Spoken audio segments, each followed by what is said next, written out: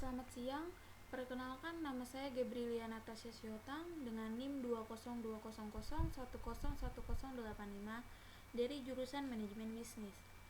Baik, di sini saya akan menjelaskan dari materi bentuk-bentuk perusahaan.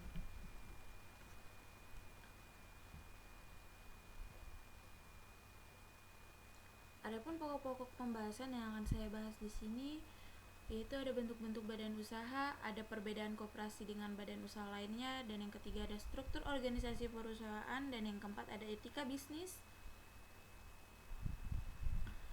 Tetapi sebelum saya melanjutkan ke pokok-pokok pembahasan tersebut, di sini saya akan menjelaskan terlebih dahulu apa itu badan usaha dan apa itu perusahaan. Baik, badan usaha adalah suatu organisasi yang mempergunakan faktor-faktor produksi serta berusaha mencari laba. Dan yang kedua adalah perusahaan, yaitu perusahaan adalah tempat di mana faktor-faktor produksi tersebut dipadu-padakan dengan apa yang dapat diproduksi untuk menghasilkan barang atau jasa. Oke, lanjut. Di sini saya akan menjelaskan bentuk-bentuk badan usaha. Yang pertama ada perusahaan perseorangan, yaitu perusahaan yang dibangun oleh seorang pengusaha saja. Dan yang kedua ada persekutuan perdata, yaitu jenis usaha yang dijalankan oleh 2 orang atau lebih yang didasarkan atas perjanjian kerjasama.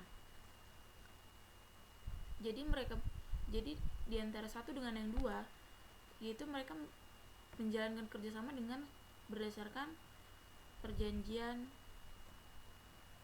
dari awal pun. Mereka sudah sebelum mereka mendirikan suatu perusahaan tersebut, mereka sudah melakukan perjanjian untuk kedepannya seperti bagaimana untuk berkembangnya suatu perusahaan tersebut. Lalu ada yang ketiga di sini adalah persekutuan firma, yaitu badan usaha yang dijalankan oleh 2 orang atau lebih atas dasar kerjasama.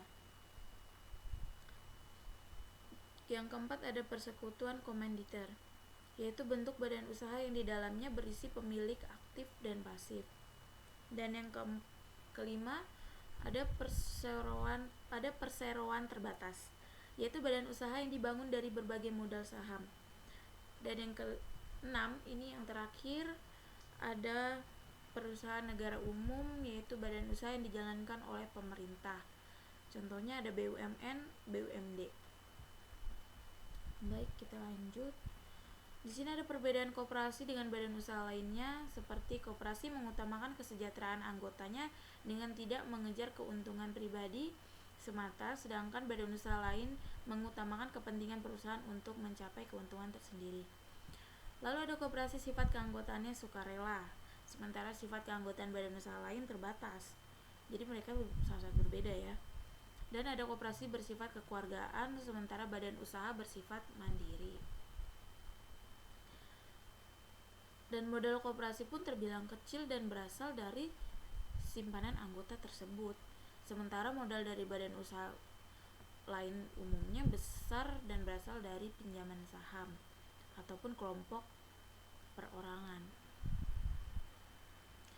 Koperasi berbadan hukum, sementara badan usaha lain ada yang tidak berbadan hukum. Jadi tidak semua badan usaha itu memiliki badan hukum. Pengurus koperasi dipilih oleh anggota, sementara pengurus pada badan usaha lain dipilih oleh pemegang saham. Koperasi memiliki keuangan yang bersifat terbuka, sementara badan usaha lain sifat keuangannya tertutup. Struktur organisasi perusahaan adalah suatu susunan dan hubungan antara tiap bagian serta pokok ada pada suatu organisasi atau perusahaan dalam menjalankan kegiatan operasional untuk mencapai tujuan.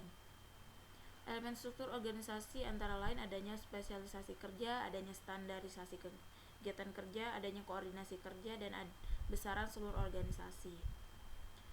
Struktur organisasi merupakan alat untuk membantu manajemen dalam mencapai tujuannya. Struktur organisasi menjelaskan bagaimana tugas kerja yang akan dibagi, dikelompokkan, dan dikoordinasikan secara formal. Faktor-faktor yang mempengaruhi struktur organisasi yaitu adalah strategi organisasi, skala organisasi, dan teknologi, dan terakhir ada lingkungan. Lalu ada fungsi struktur organisasi perusahaan yang terbagi menjadi 3, yaitu kejelasan tanggung jawab, yaitu setiap anggota harus dan bertanggung jawab dengan apa yang harus dilakukannya dan harus bertanggung jawab kepada pimpinan atau atasan yang memberikan wewenang.